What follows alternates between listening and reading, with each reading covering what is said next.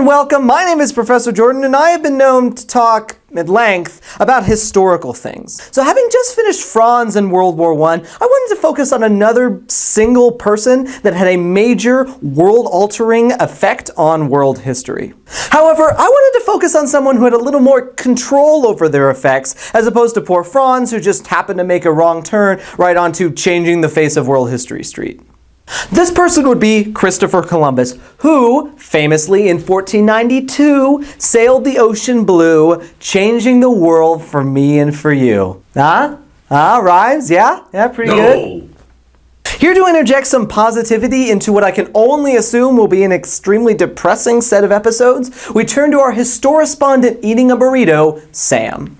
I want to sit in the chair. How'd you get inside? Thanks, Jordan. I'm here in your chair eating a burrito. While Columbus is often associated with the diseases and ruin he brought to the Americas, the food he brought back to and from the Americas would lead to a much more diverse and hearty diet for millions throughout the world, in a process we know as the Colombian Exchange. Foods like turkey, tomatoes, corn, beans, pumpkin, and potatoes were all taken from the New World and introduced to the Old. Not only did these foods increase people's overall health and standard of living, but they often became completely ingrained in certain cultures.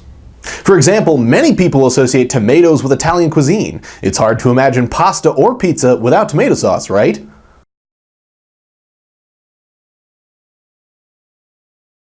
One might imagine the Italians were using tomatoes since the Roman times, but actually the plant was introduced to Italy in the mid-1500s.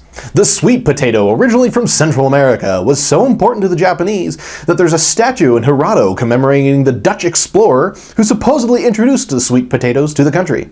This transfer of plants and animals went both ways, as we tend to associate the Great American Plains with Native American tribes on horseback, amber waves of grain, and cowboys rustling them bovines, when horses, wheat, and cattle were all introduced to the Americas through the Colombian Exchange.